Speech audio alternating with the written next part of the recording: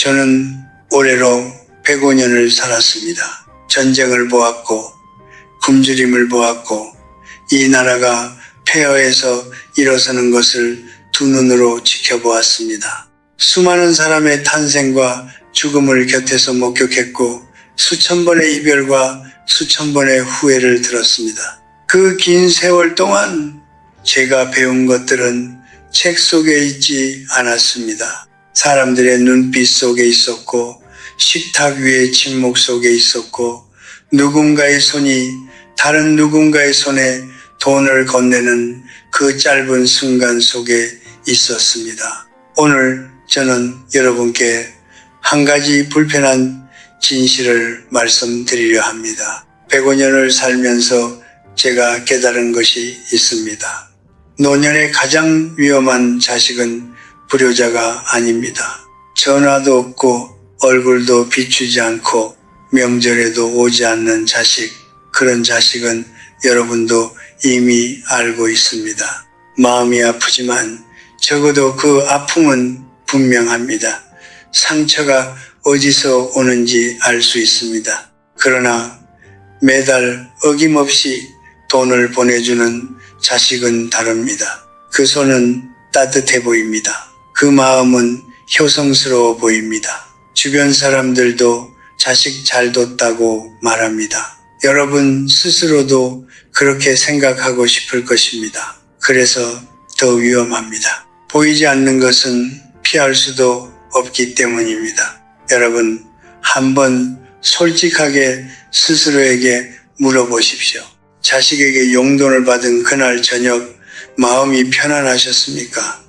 아니면 어딘가 모르게 작아지는 느낌이 드셨습니까?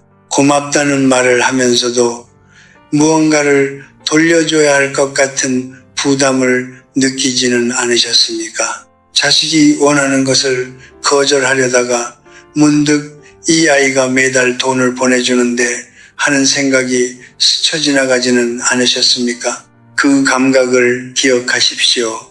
그것이 바로 오늘 제가 말씀드리고자 하는 것의 시작입니다. 돈은 사랑이 될 수 있습니다. 그러나 돈은 또한 사슬이 될 수 있습니다. 그리고 가장 교묘한 사슬은 처음에는 사랑처럼 느껴진다는 것입니다.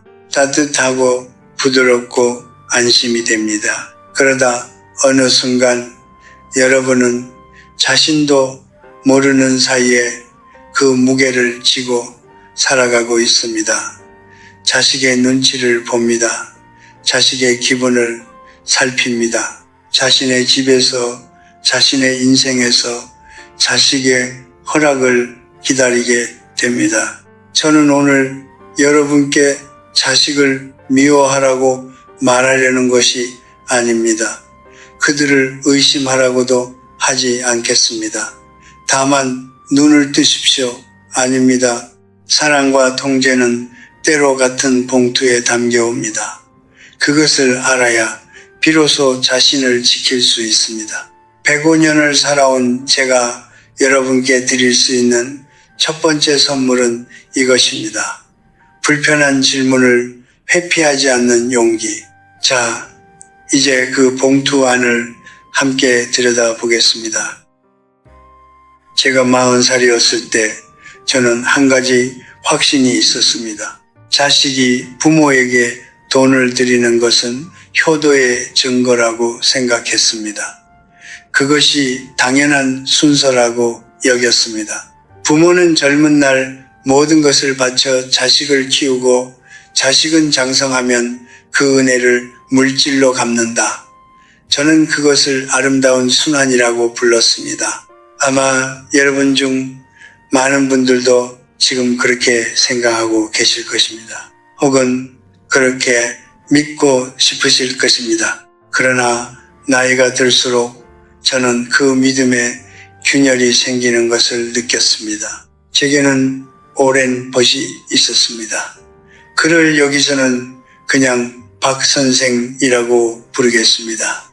그는 평생을 교직에 몸담은 사람이었고 단정하고 자존심이 강한 사람이었습니다.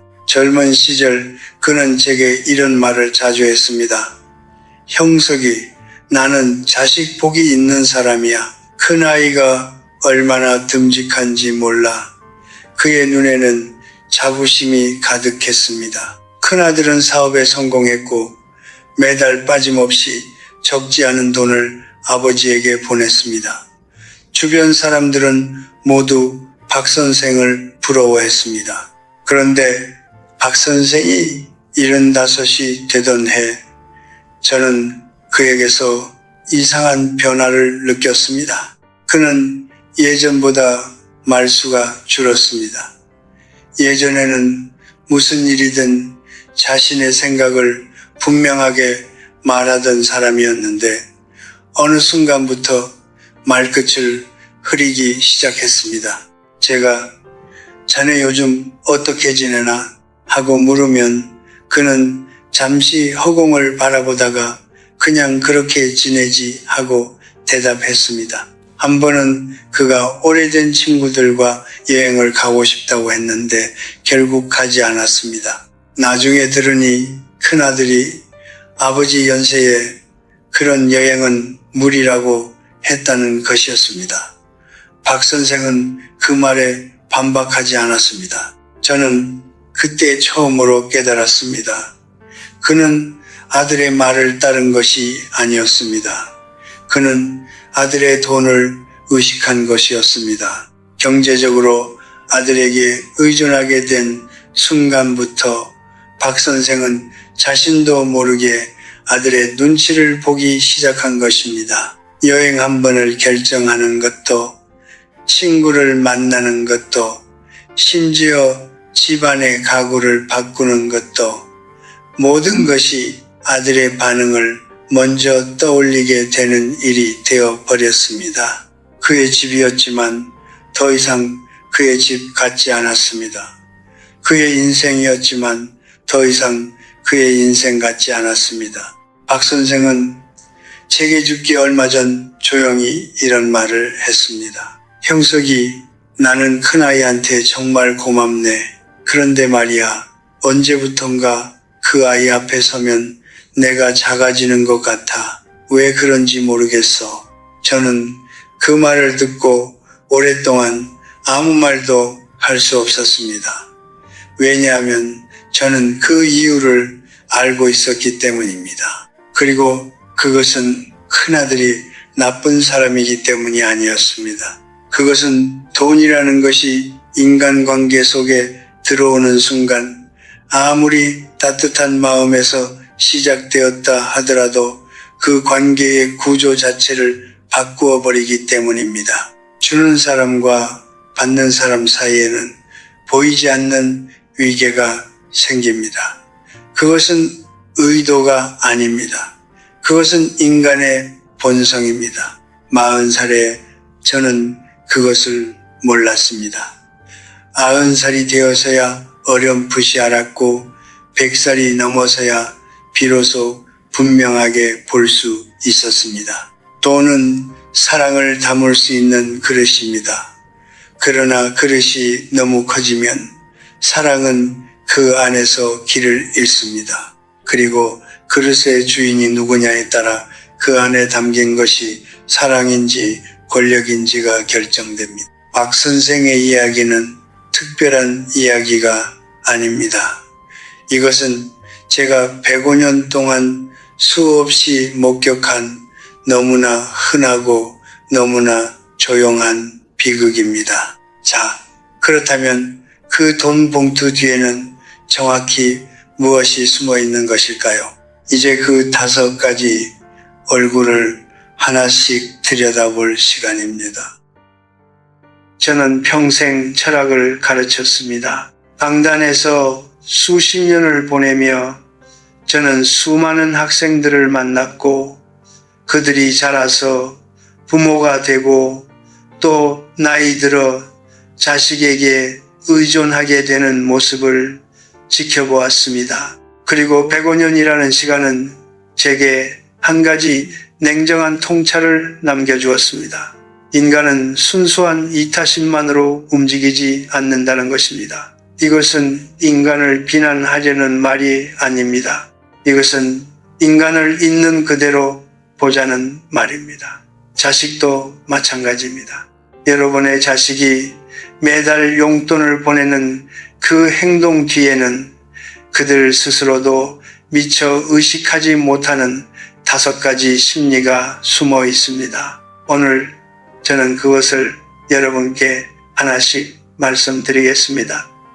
불편하시더라도 끝까지 들어주십시오. 진실은 언제나 처음에는 불편한 법이니까요. 첫 번째 얼굴은 지배 욕구입니다. 내가 돈을 주니 내 말을 들어야 한다. 이것은 대부분의 자식이 입 밖으로 내뱉지 않습니다. 그러나 마음 깊은 곳 어딘가에 이 생각의 씨앗이 심어져 있습니다. 처음에는 아주 작습니다.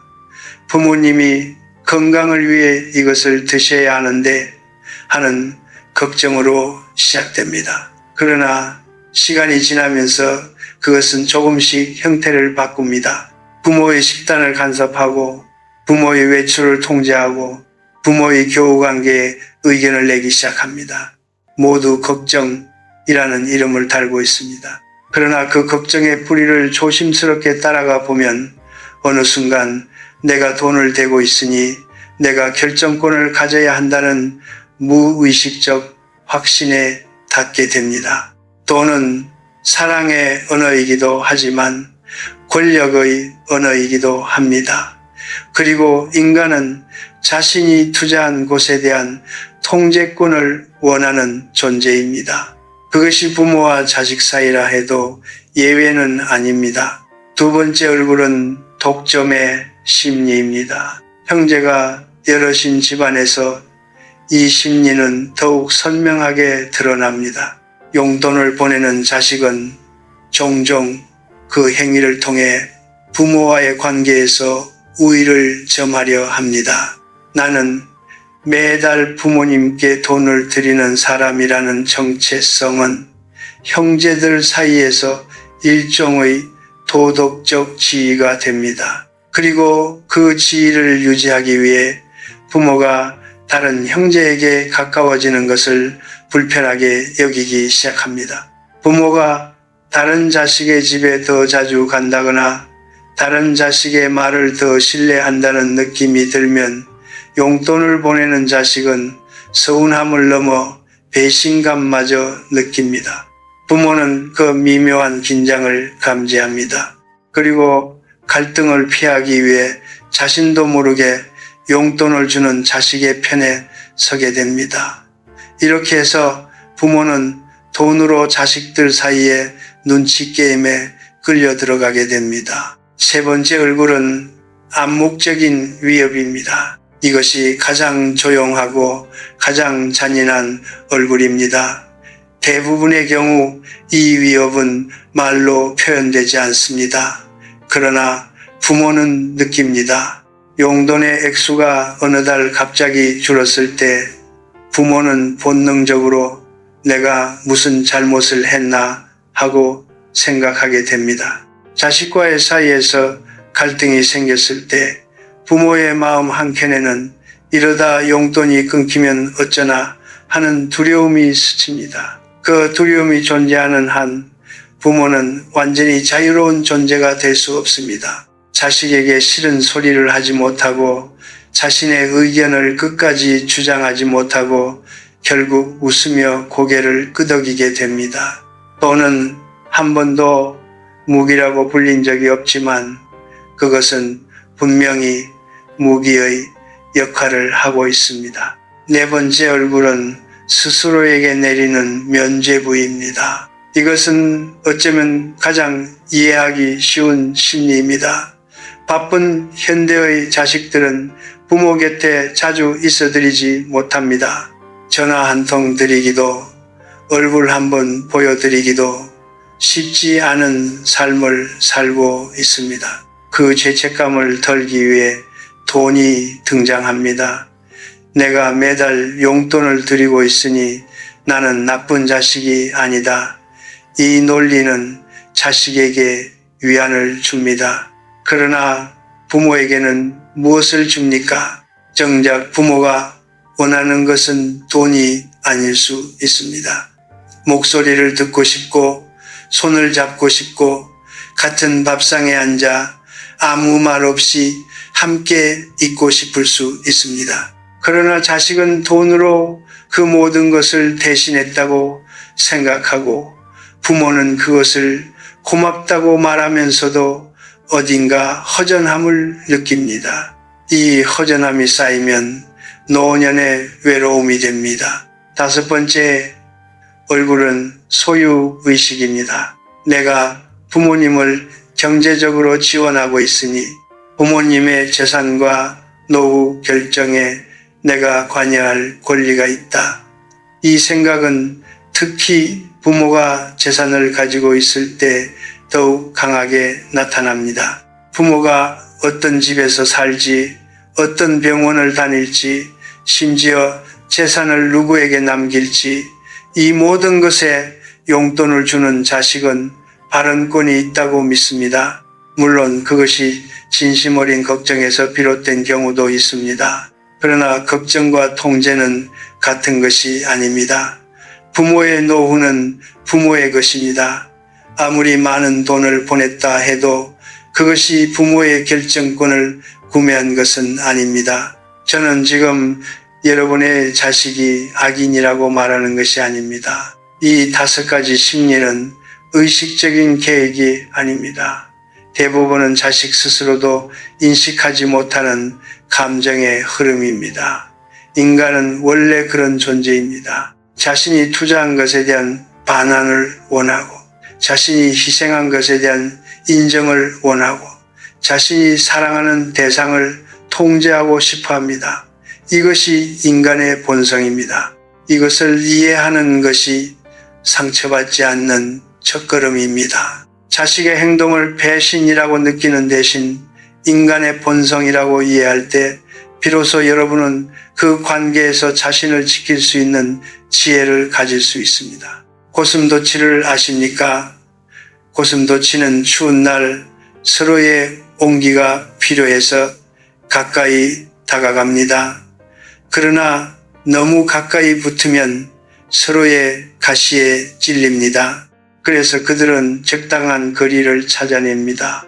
따뜻하되 찔리지 않는 거리. 자식과의 관계도 마찬가지입니다.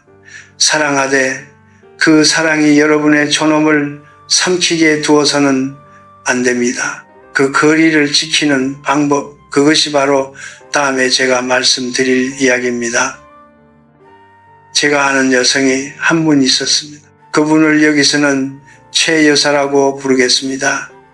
그녀는 78세였고 슬하에 아들 2과 딸 1를 두었습니다. 겉으로 보기에 그녀의 노년은 부러울 것이 없었습니다. 큰 아들이 매달 생활비를 보내주었고 둘째 아들은 명절마다 빠짐없이 찾아왔으며 딸은 수시로 전화를 드렸습니다. 주변 사람들은 모두 그녀를 복받은 사람이라고 했습니다. 그러나 제가 그녀를 처음 만났을 때 저는 그녀의 눈빛에서 묘한 것을 보았습니다.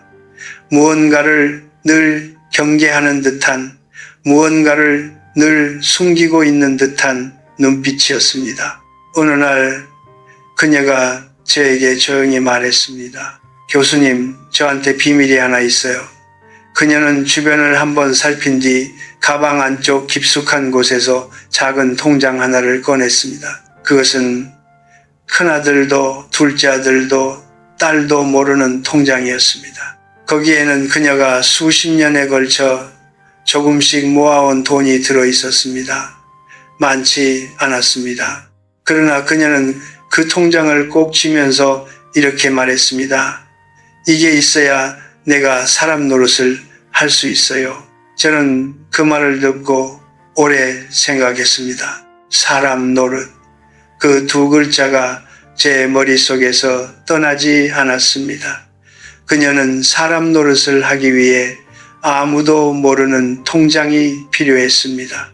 자식들에게 의존하는 삶 속에서 그 작은 통장만이 그녀가 스스로 결정을 내릴 수 있는 유일한 공간이었습니다. 아프면 자식에게 말하지 않고도 병원에 갈 수 있었습니다. 오랜 친구가 어렵다는 소식을 들으면 자식의 눈치를 보지 않고도 조용히 도울 수 있었습니다. 마음이 울적한 날 혼자 작은 찻집에 앉아 차 한 잔을 마실 수 있었습니다.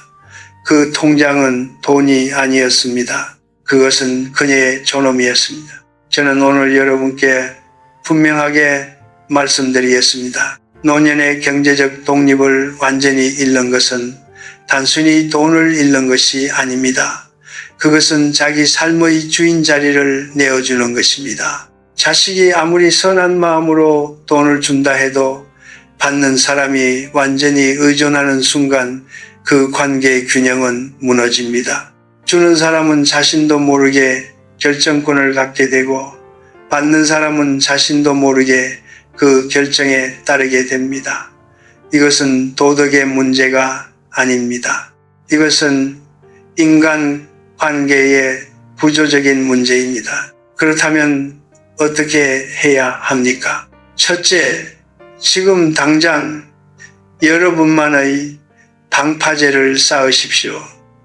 방파제란 파도를 막는 구조물입니다. 노년의 방파제는 여러분이 어떤 상황에서도 최소한의 선택권을 가질 수 있게 해주는 경제적 완충지대입니다. 이것이 반드시 큰 금액일 필요는 없습니다. 누구에게도 말하지 않은 오직 여러분만이 아는 작은 여유, 그것이 여러분의 방파제입니다. 자식에게 받은 돈을 전부 생활비로 쓰지 마십시오. 아주 작은 부분이라도 여러분 자신을 위한 몫으로 남겨두십시오. 둘째, 절대로 자신의 재정 상태를 자식에게 전부 공개하지 마십시오. 이것은 자식을 속이는 것이 아닙니다. 이것은 자신을 보호하는 것입니다. 저는 평생 동안 수많은 노인들을 보아왔습니다. 자신의 재정을 전부 공개한 노인은 시간이 지나면서 예외 없이 그것을 후회했습니다. 처음에는 자식이 걱정해서 묻는 것처럼 보입니다. 그러나 어느 순간 그 정보는 자식이 부모의 결정에 개입하는 근거가 됩니다. 그 돈으로 그걸 왜 사세요? 그 사람한테 그렇게 쓰시면 안 되죠. 재산 정리는 미리 해두셔야죠. 이 말들은 모두 걱정처럼 들리지만 그 안에는 통제의 욕구가 담겨 있습니다. 침묵은 때로 가장 강력한 방어입니다. 셋째, 자식의 용돈을 받되 그것에 감정적으로 종속되지 마십시오. 감사함과 종속됨은 다릅니다. 자식이 주는 돈은 감사히 받으십시오. 그러나 그 돈이 여러분의 결정권을 사간 것은 아닙니다. 받은 것에 대한 보답은 사랑으로 하십시오. 순종으로 하지 마십시오. 자식이 여러분의 결정에 불만을 표현할 때 속으로 이 말을 기억하십시오. 나는 이 아이가 보내준 돈에 감사한다. 그러나 내 삶은 내 것이다. 최 여사는 제게 이런 말을 남겼습니다. 교수님, 저는 그 통장 덕분에 자식들한테 진심으로 고마울 수 있었어요. 아무것도 없었다면 저는 아마 자식들이 무서웠을 거예요. 저는 그 말이 정확하다고 생각합니다. 진심 어린 감사는 자유로운 사람만이 느낄 수 있습니다. 두려움 속에서 나오는 감사는 감사가 아니라 복종입니다. 여러분이 자식에게 진심으로 고맙고 싶다면 먼저 자식에게 종속되지 않아야 합니다. 그것이 관계를 오히려 더 아름답게 만드는 역설입니다. 자식의 돈은 받으십시오. 그러나 여러분의 존엄은 절대로 내어주지 마십시오. 방파제는 파도를 없애기 위한 것이 아닙니다. 파도가 몰아쳐도 여러분이 서 있을 땅을 지키기 위한 것입니다. 그 땅에 있는 한 여러분은 어떤 파도가 와도 넘어지지 않습니다.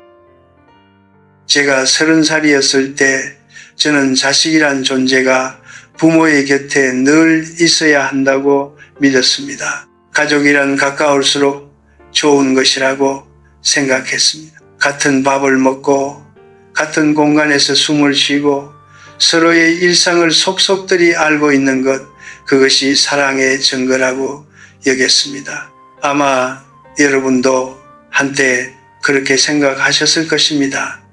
혹은 지금도 그렇게 생각하고 계실지 모릅니다. 자식이 자주 찾아오지 않으면 서운하고 전화가 뜸해지면 괜히 내가 잘못한 것이 있나 돌아보게 되는 그 마음 저도 압니다. 그 마음이 얼마나 인간적인지를 저는 너무나 잘 압니다. 그러나 아흔을 넘기고 나서 저는 사랑에 대한 생각을 완전히 바꾸게 되었습니다. 가까움이 사랑의 증거가 아니라는 것을 알게 되었습니다.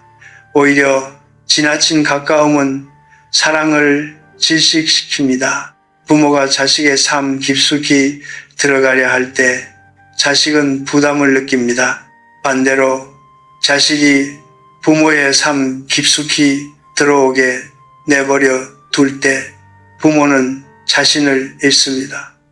이 두 가지는 모두 사랑의 이름을 달고 있지만 실제로는 사랑이 아닙니다.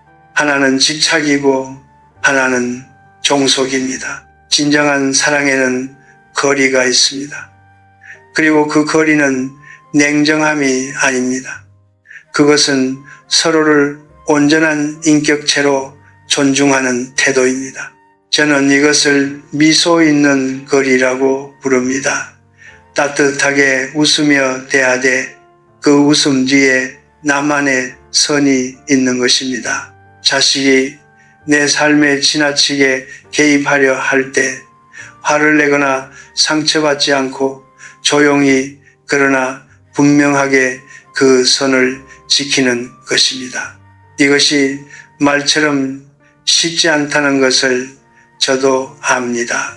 특히 오랫동안 자식을 위해 모든 것을 내어준 부모에게는 이제 와서 선을 긋는다는 것이 낯설고 불편하게 느껴질 수 있습니다. 그러나 여러분 한번 생각해 보십시오.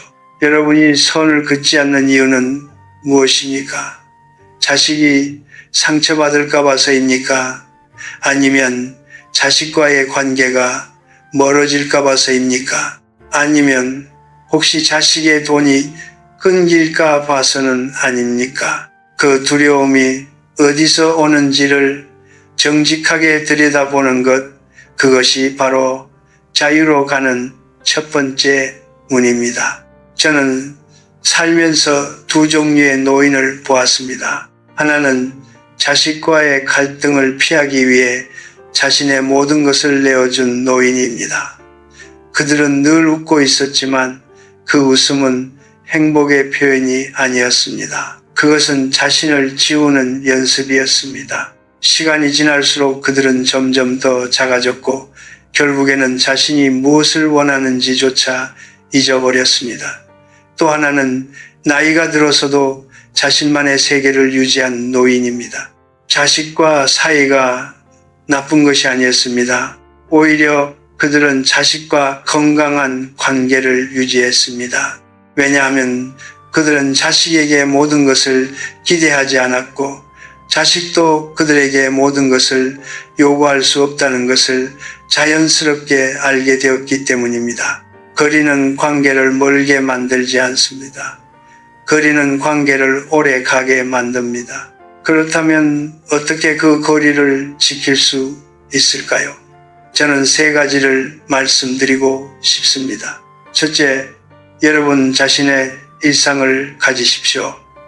자식의 방문이 없어도, 자식의 전화가 없어도 하루를 의미 있게 채울 수 있는 여러분만의 루틴이 있어야 합니다. 아침에 일어나 산책을 하든 책을 읽든 오래된 친구에게 편지를 쓰든 그것이 무엇이든 상관없습니다. 중요한 것은 그 시간이 자식을 기다리는 시간이 아니라 여러분이 살아가는 시간이어야 한다는 것입니다.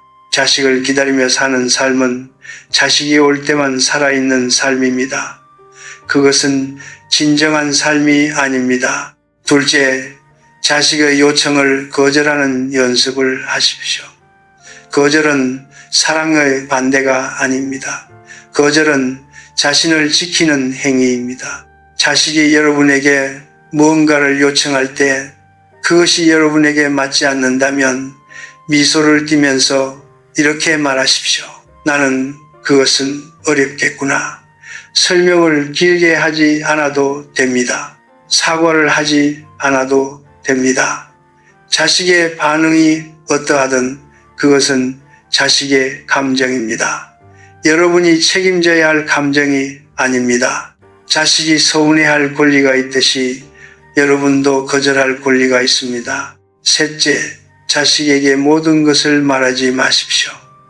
이것은 앞서 재정 이야기에서도 말씀드렸지만 감정에 대해서도 마찬가지입니다. 여러분이 아픈 것, 외로운 것, 두려운 것, 이 모든 것을 자식에게 쏟아내지 마십시오.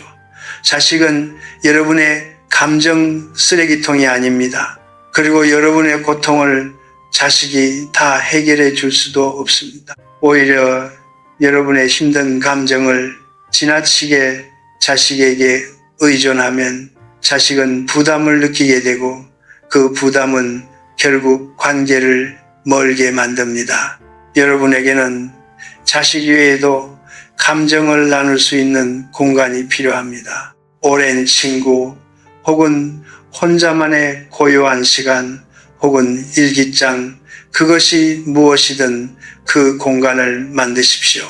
여러분, 저는 지금 여러분에게 자식을 사랑하지 말라고 말하는 것이 아닙니다. 오히려 반대입니다. 저는 여러분이 자식을 더 잘 사랑하기를 바랍니다. 그러나 진정한 사랑은 자신을 지운 자리에서 나오지 않습니다. 진정한 사랑은 자신이 온전히 살아있을 때 비로소 상대에게 줄 수 있는 것입니다. 자식에게 모든 것을 내어준 부모는 결국 텅 비어버린 사람이 됩니다. 텅 빈 사람은 아무것도 줄 수 없습니다. 그러나 자신의 삶을 충만하게 살아가는 부모는 자식에게 무엇을 주지 않아도 그 존재만으로 힘이 됩니다. 마지막으로 여러분께 한 가지 질문을 드리겠습니다. 지난 한 달 동안 자식을 위해서가 아닌 오직 여러분 자신을 위해 한 일이 있습니까? 여러분 자신이 좋아서, 여러분 자신이 원해서, 여러분 자신이 행복해서 한 일이 있습니까? 만약 그 답이 선뜻 떠오르지 않는다면 지금이 바로 시작할 때입니다. 미소를 잃지 않으면서도 자신을 잃지 않는 것, 그것이 노년을 품위 있게 살아가는 가장 아름다운 기술입니다. 거리를 두는 것은 멀어지는 것이 아닙니다. 그것은 더 오래, 더 건강하게 서로를 사랑하기 위한 선택입니다. 저는 오늘 여러분께 한 가지 불편한 진실을 고백하려 합니다. 저도 한때는 사랑받고 싶었습니다. 인정받고 싶었습니다. 제가 평생을 바쳐 가르친 학생들이 저를 기억해 주기를 바랐고, 제가 온 힘을 다해 키운 자식들이 저를 존경해 주기를 바랐습니다. 그것은 부끄러운 마음이 아닙니다. 그것은 지극히 인간적인 마음입니다. 그러나 나이가 들면서 저는 그 마음이 저를 얼마나 자주 상처받게 만들었는지를 알게 되었습니다. 기대가 클수록 실망도 컸고, 인정받고 싶은 마음이 강할수록 인정받지 못했을 때의 고통도 깊었습니다. 그리고 어느 날 밤 저는 조용히 스스로에게 물었습니다. 나는 왜 다른 사람의 반응에 내 존엄을 맡겨두고 있는가? 그 질문이 제 인생을 바꾸었습니다. 인간은 본질적으로 자기중심적인 존재입니다. 이것은 비난이 아닙니다. 이것은 관찰입니다. 불교에서는 이것을 아집오즙이라고 부르고 서양 철학에서는 자기 보존 본능이라고 부릅니다. 공자도 일찍이 말했습니다. 가까운 사람일수록 기대가 크고 기대가 클수록 실망도 크다고. 자식도 마찬가지입니다. 그들은 여러분을 사랑합니다. 그러나 그들의 사랑은 완전하지 않습니다. 그들도 자신의 삶을 살고 자신의 두려움을 안고 자신의 이익을 생각하며 살아갑니다. 그것이 자식이 나쁜 사람이라는 뜻이 아닙니다. 그것은 그들도 인간이라는 뜻입니다. 이것을 받아들이는 순간 비로소 여러분은 자유로워질 수 있습니다. 제가 아는 한 철학자는 이런 말을 했습니다. 고통은 현실에서 오는 것이 아니라 현실과 기대 사이의 간극에서 온다고. 저는 그 말이 옳다고 생각합니다.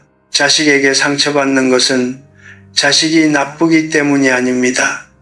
자식이 우리의 기대만큼 움직여주지 않기 때문입니다. 그렇다면 해결책은 무엇입니까? 자식을 바꾸는 것입니까? 아닙니다. 저는 100년이 넘도록 살면서 단 한 번도 다른 사람을 바꾸는데 성공한 사람을 본 적이 없습니다. 해결책은 기대를 조정하는 것입니다. 자식에게 거는 기대의 크기를 줄이는 것, 이것이 냉정함이 아니라 지혜입니다. 존엄이란 무엇입니까? 많은 사람들이 존엄을 오해합니다. 존엄은 다른 사람이 나를 어떻게 대우하느냐에 달려 있다고 생각합니다. 자식이 나를 공경해주면 존엄이 있는 것이고 자식이 나를 무시하면 존엄이 없어지는 것이라고 생각합니다. 그러나 그것은 존엄이 아닙니다. 그것은 체면입니다. 진정한 존엄은 외부의 반응과 무관합니다. 자식이 용돈을 주든 주지 않든, 자식이 자주 찾아오든 오지 않든, 자식이 나를 칭찬하든 비난하든 그 어떤 것에도 흔들리지 않는 내 안의 중심, 그것이 존엄입니다. 그리고 그 존엄은 자식이 줄 수 있는 것이 아닙니다.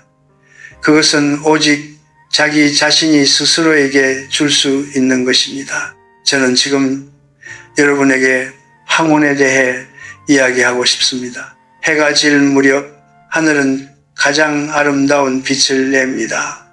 붉고 금빛으로 물드는 그 하늘은 누구의 칭찬을 필요로 하지 않습니다. 아무도 바라보지 않아도 그 빛은 그 자리에 있습니다. 아무도 아름답다고 말해주지 않아도 그 색은 스스로 타오릅니다. 노년이란 그런 것이어야 한다고 저는 생각합니다. 자식의 인정을 기다리지 않아도, 세상의 박수를 기다리지 않아도 스스로 타오를 수 있는 시간, 여러분의 노년은 쇠락이 아닙니다. 그것은 오랜 시간을 살아온 사람만이 가질 수 있는 조용하고 깊은 빛의 시간입니다. 그렇다면 어떻게 해야 그 존엄을 지킬 수 있을까요? 저는 3가지를 말씀드리겠습니다. 첫째, 자신에 대한 이야기를 함부로 꺼내지 마십시오. 자신의 외로움을, 자신의 두려움을, 자신의 재정 상태를 누구에게나 쉽게 털어놓지 마십시오. 침묵은 나약함이 아닙니다. 침묵은 힘입니다. 제가 살아오면서 보았을 때 자신의 약점을 드러내지 않는 사람이 결국 더 오래, 더 자유롭게 살았습니다. 자식에게도 마찬가지입니다. 여러분의 모든 고민을 자식에게 털어놓는 순간 자식은 여러분을 걱정의 대상으로 봅니다. 그리고 걱정의 대상이 된 사람은 어느새 보호받아야 할 사람, 즉 결정권을 빼앗겨도 되는 사람이 되어버립니다. 둘째, 매일 아침 작은 규율을 지키십시오. 규율은 노년에 특히 중요합니다. 몸이 약해지고 사회와의 연결이 느슨해지고 시간의 경계가 흐릿해지는 노년에 규율은 여러분이 자기 자신의 주인임을 매일 확인하는 행위입니다. 일찍 일어나는 것, 간단한 운동을 하는 것, 밥을 정해진 시간에 먹는 것, 이 작고 사소해 보이는 것들이 실은 여러분의 존엄을 지탱하는 기둥입니다. 자식의 돈에 의존하더라도, 자식의 일정에 끌려다니더라도 하루의 시작만큼은 여러분이 주도하십시오. 그 작은 주도권이 여러분 안에 살아있는 자아를 깨어있게 합니다. 셋째, 혼자 있는 시간을 두려워하지 마십시오. 고독은 형벌이 아닙니다. 고독은 능력입니다. 혼자 있을 수 있는 사람은 타인의 존재에 의존하지 않아도 되는 사람입니다. 자식이 오지 않아도, 전화가 오지 않아도 혼자서 하루를 온전하게 살아낼 수 있는 사람, 그런 사람이야말로 진정으로 자유로운 사람입니다. 저는 100살이 넘은 지금 혼자 앉아 창문 밖을 바라보는 시간이 가장 좋습니다. 아무것도 하지 않아도 됩니다. 아무에게도 설명하지 않아도 됩니다. 그 고요함 속에서 저는 제가 살아있다는 것을, 제가 여전히 나 자신이라는 것을 느낍니다. 인간은 결국 혼자 태어나고 혼자 죽습니다. 그 사이의 시간 동안 우리는 수많은 사람들과 연결되고 사랑하고 상처받고 회복합니다. 그러나 그 모든 여정의 끝에서 남는 것은 하나입니다.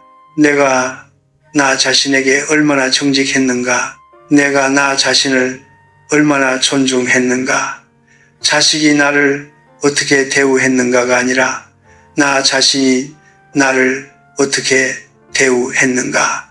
그것이 노년의 가장 중요한 질문입니다. 그리고 그 질문에 당당하게 답할 수 있는 사람이 진정으로 아름다운 노년을 살아가는 사람입니다. 존엄은 자식이 줄 수 없습니다. 세상도 줄 수 없습니다. 그것은 오직 여러분 자신이 매일의 선택을 통해 스스로에게 주는 것입니다. 이제 저는 마지막 이야기를 드리려 합니다. 오늘 저는 여러분께 불편한 것들을 많이 말씀드렸습니다. 용돈 뒤에 숨겨진 통제의 심리, 사랑이라는 이름으로 포장된 지배의 욕구, 그리고 우리가 얼마나 자주 자신도 모르게 자식의 눈치를 보며 살아가고 있는지를 저는 숨기지 않고 말씀드렸습니다. 듣기 불편하셨을 수도 있습니다. 마음이 무거우셨을 수도 있습니다. 어쩌면 여러분 자신의 이야기가 떠올라 오래된 상처가 다시 아려 오셨을지도 모릅니다. 그 마음을 저는 압니다. 그리고 그 마음을 외면하지 않고 끝까지 함께 해주신 것에 진심으로 감사드립니다. 그러나 저는 오늘 이 이야기를 슬픔으로 끝내고 싶지 않습니다. 105년을 살면서 제가 배운 것이 있다면 그것은 이것입니다. 인생은 우리가 생각하는 것보다 훨씬 더 단순합니다. 우리는 살면서 수많은 것을 복잡하게 만들고 수많은 것에 상처받고 수많은 것을 잃었다고 생각합니다. 그러나 정말로 중요한 것은 언제나 아주 작고 아주 조용한 곳에 있었습니다. 아침 햇살이 창문으로 들어오는 것, 따뜻한 차 한 잔의 온기, 오래된 책 한 권을 다시 펼치는 순간, 그런 것들 속에 삶의 본질이 있었습니다. 자식의 용돈도, 세상의 인정도, 누군가의 칭찬도, 그것들은 삶을 장식하는 것들이지 삶 그 자체가 아니었습니다. 여러분께 한 가지 고백을 드리겠습니다. 저는 젊은 날 더 많이 이루려고 했습니다. 더 많이 인정받으려고 했습니다. 더 많이 사랑받으려고 했습니다. 그리고 그 과정에서 저는 수없이 실망하고 수없이 지쳤습니다. 그러다 어느 날 정확히 몇 살이었는지는 기억이 나지 않습니다만 저는 문득 이런 생각이 들었습니다. 내가 원하는 것을 줄이면 어떻게 될까? 더 많이 얻으려 하는 대신 지금 가진 것에 눈을 맞추면 어떻게 될까? 그 생각이 든 날부터 저의 하루는 조금씩 달라지기 시작했습니다. 같은 하루였습니다. 같은 방, 같은 창문, 같은 풍경이었습니다. 그러나 그 안에서 제가 보는 것이 달라졌습니다. 불만 대신 감사가 보이기 시작했고 결핍 대신 충만함이 느껴지기 시작했습니다. 행복은 더 많이 갖는 것이 아닙니다. 덜 원하는 것입니다. 이것이 제가 105년을 살고 나서 여러분께 드릴 수 있는 가장 솔직한 말입니다. 욕망의 분모를 줄이십시오. 자식에게 바라는 것을 줄이십시오. 세상에게 바라는 것을 줄이십시오. 그리고 그 자리에 지금 이 순간 여러분 곁에 있는 것들을 천천히 들여다보십시오. 그것이 아무리 작고 보잘것없어 보여도 그 안에 여러분이 찾던 것이 이미 있을지 모릅니다. 자식에 대해 한 말씀만 더 드리겠습니다. 오늘 제가 드린 이야기가 자식을 멀리하라는 말로 들리셨다면 그것은 제 본의가 아닙니다. 저는 여러분이 자식을 더 잘 사랑하기를 바랍니다. 다만 그 사랑이 두려움에서 나오지 않기를 바랍니다. 용돈이 끊길까봐 웃는 것이 아니라 진심으로 기쁘기 때문에 웃기를 바랍니다. 자식의 눈치를 보느라 하고 싶은 말을 삼키는 것이 아니라 사랑하기 때문에 스스로 선택하여 양보하기를 바랍니다. 그 차이는 작은 것 같지만 실은 하늘과 땅의 차이입니다. 두려움에서 나온 관계는 언제나 불안합니다. 그러나 자유로운 마음에서 나온 관계는 어떤 파도가 와도 쉽게 흔들리지 않습니다. 여러분이 지금 50대이시든 60대이시든 70대이시든 지금이 늦은 것이 아닙니다. 사람들은 종종 나이가 들면 이미 늦었다고 생각합니다. 성격을 바꾸기에도 늦었고 관계를 바꾸기에도 늦었고 삶을 바꾸기에도 늦었다고 생각합니다. 그러나 저는 그 말에 동의하지 않습니다. 저는 90이 넘어서도 새로운 것을 배웠고 100살이 넘어서도 생각이 바뀌었습니다. 변화는 나이가 많고 적음의 문제가 아닙니다. 변화는 지금 이 순간 다르게 보려는 의지의 문제입니다. 오늘 이 이야기를 듣고 계신 여러분은 이미 그 의지를 가진 분들입니다. 그것만으로도 여러분은 충분히 용감한 사람입니다. 저는 이제 마지막으로 여러분께 한 가지 부탁을 드리고 싶습니다. 오늘 집에 돌아가시면 잠시 조용히 앉아 계십시오. 아무것도 하지 않아도 됩니다. 아무에게도 연락하지 않아도 됩니다. 그냥 조용히 지금 이 순간에 여러분 자신을 느껴보십시오. 숨을 쉬고 있는 것, 심장이 뛰고 있는 것, 이렇게 오랜 세월을 버텨온 것, 그것이 얼마나 대단한 일인지를 잠시 생각해 보십시오. 여러분은 많은 것을 겪었습니다. 많은 것을 잃었습니다. 많은 것에 상처받았습니다. 그러나 여러분은 지금 여기에 있습니다. 그 자체가 이미 하나의 위대한 이야기입니다. 노년은 끝이 아닙니다. 노년은 오랜 시간을 걸어온 사람이 마침내 짐을 내려놓고 자기 자신으로 돌아오는 시간입니다. 더 이상 증명하지 않아도 되는 시간, 더 이상 경쟁하지 않아도 되는 시간, 더 이상 누군가의 기대에 맞추지 않아도 되는 시간입니다. 자식의 인정 없이도 세상에 박수 없이도 여러분은 이미 충분합니다. 여러분의 삶은 이미 충분히 아름다웠습니다.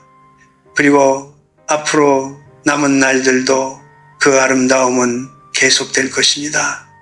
여러분이 스스로 그것을 허락하는 한 105년을 살면서 제가 배운 단 한 가지는 이것입니다. 삶은 요란한 축제가 아닙니다. 삶은 조용한 이어짐입니다. 아침이 오고 차를 마시고 바람이 불고 해가 지고 다시 아침이 옵니다. 그 평범한 반복 속에 우리가 그토록 찾아 헤매던 평화가 이미 깃들어 있습니다. 부디 여러분의 남은 날들이 그 조용한 평화로 가득 채워지기를 105년을 살아온 한 노인이 두 손 모아 바랍니다. 오늘도 살아주셔서 감사합니다.